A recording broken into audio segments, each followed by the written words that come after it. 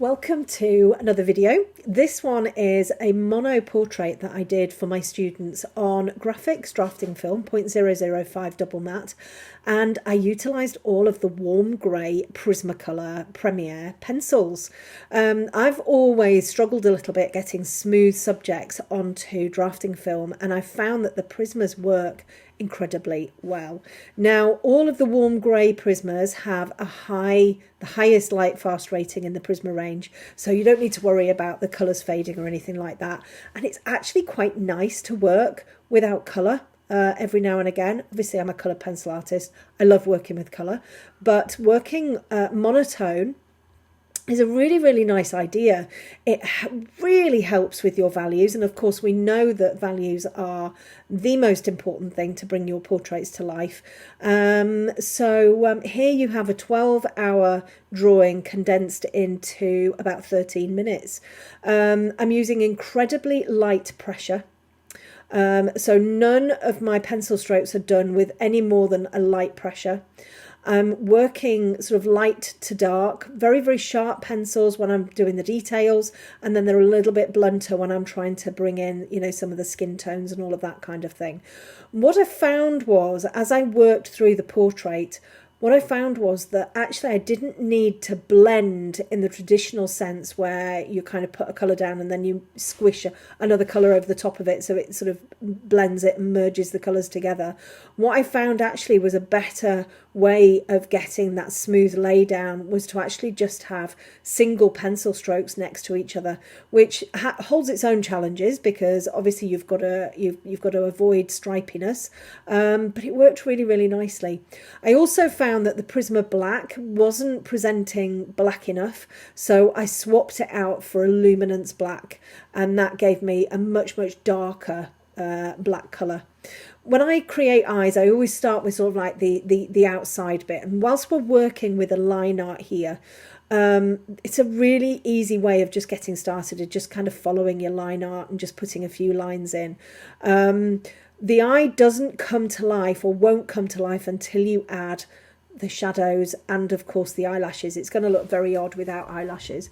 So, you know, bring in your eyelashes in relatively quickly, but I like to get all of those tones and values and everything sorted out around the eye first, and then bring the eyelashes in over the top. When you're drawing eyelashes, you've got to be really careful that they start where they're supposed to start. They've got that nice little curvy line in them, and they're sort of not all exactly the same length or going in the same direction. That way you're going to get eyelashes that look really nice and realistic.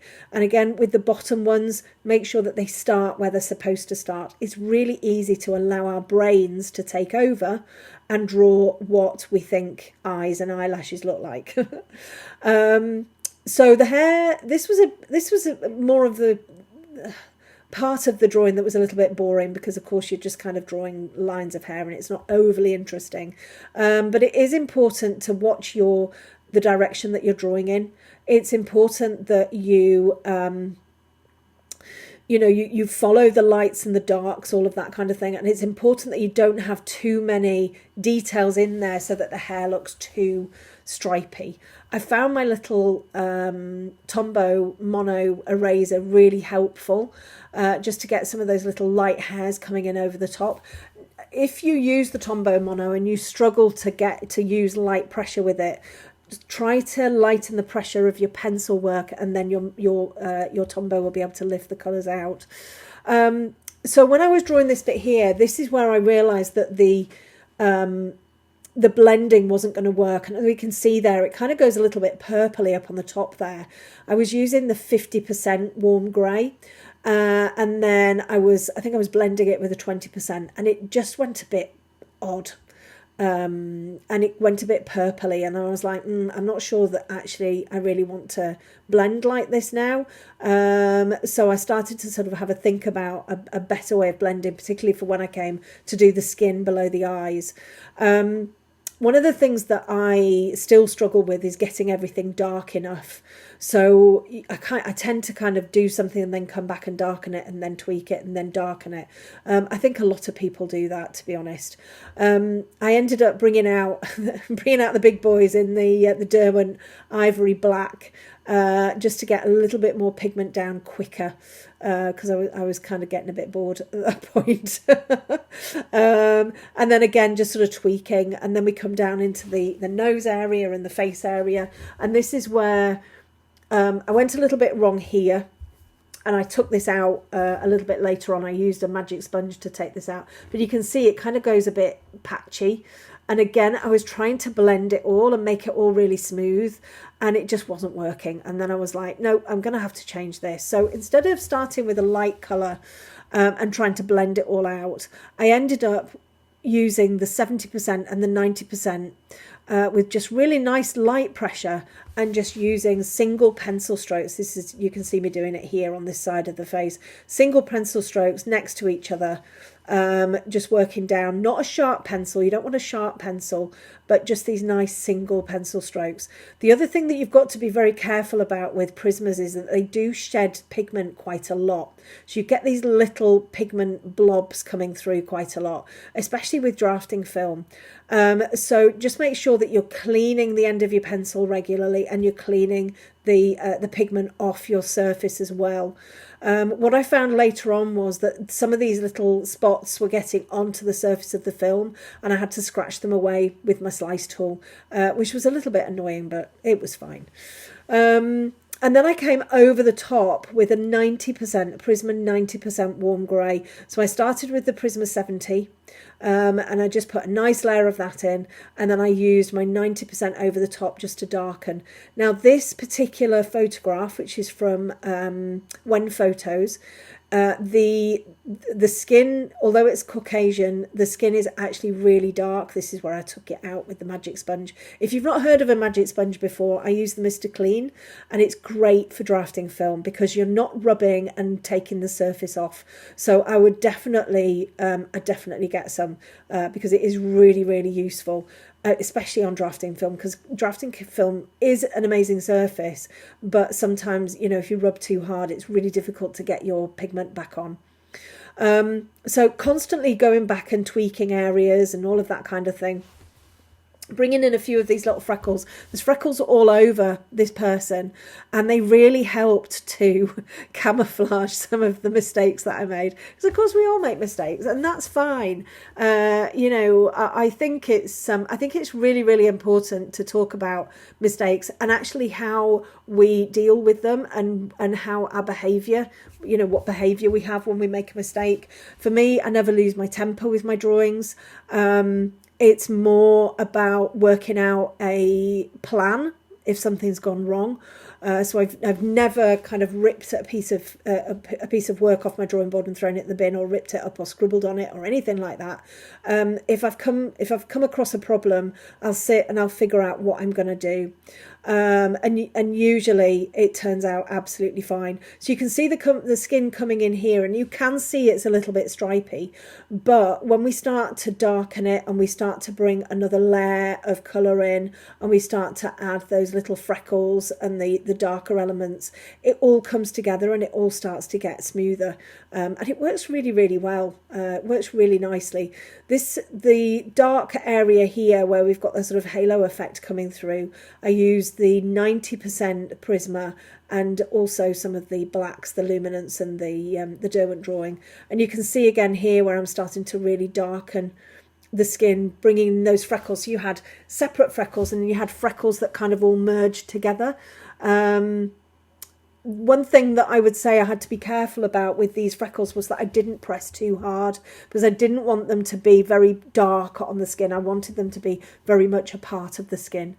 So the nose, I think noses are always quite tricky, human noses, because you've got to get the darks and the lights really correct. If you don't, then the nose is going to look either the wrong shape or at the wrong angle. You know, and sometimes you do need to make some adjustments. You can see me making adjustments here with my eraser and the sponge, just because I got the nose was the nostril area was slightly the wrong shape. So having those little tools around really helps. And again, you can see that I'm using this single pencil stroke technique, and you can see that at first it does look a little bit stripy, but once, you know, all of the elements come in and you start to darken bits and you get another layer on, then it all works out really well. I find the kneadable eraser pretty good actually for just softening things and just adding a little bit of highlights here and there as well. I did tend to work without the line art underneath. I just found it so much easier. It's a very simple line art anyway, but I did find it much easier not having the lines in place and just kind of working, you know, more with my eye, you know, just to make sure that everything was in the right place. You know, which worked really well. This is a part of the drawing that I really enjoyed, darkening everything up and really starting to get that form coming in and everything starting to look like it should look. This bit here, when I start on this next bit here, I'd kind of had enough at this point, and I was like, I just want to finish now. What I should have done was this, and then the nose at the end. So you can see when I bring the pencil work in here, you can see that I've rushed it, that it looks hairy. And I've got all of these funny little bits all over it, these funny little bits of marks where the pigment kind of got in. I didn't worry about it. I wasn't like, oh, I've ruined this or anything like that. I just came back over the top, and the end result I think is great. That's the slice tool coming in there, just trying to sort of nip those little bits of pigment that have got stuck on the film. So darkening it really helped, coming in with that darker pencil and working in the opposite direction to the initial layer that I put in with the 70%. You can see how it starts to smooth everything out. And then of course we have this lovely halo at the other side as well with the black, and then we can start to bring all of the freckles and everything in there as well. So this is highly sped up. This is sort of like 60 times the speed. You know, it's 13 minutes pretty much from 12 hours. So hopefully you've got some ideas, you know, about how you can use Prisma on film.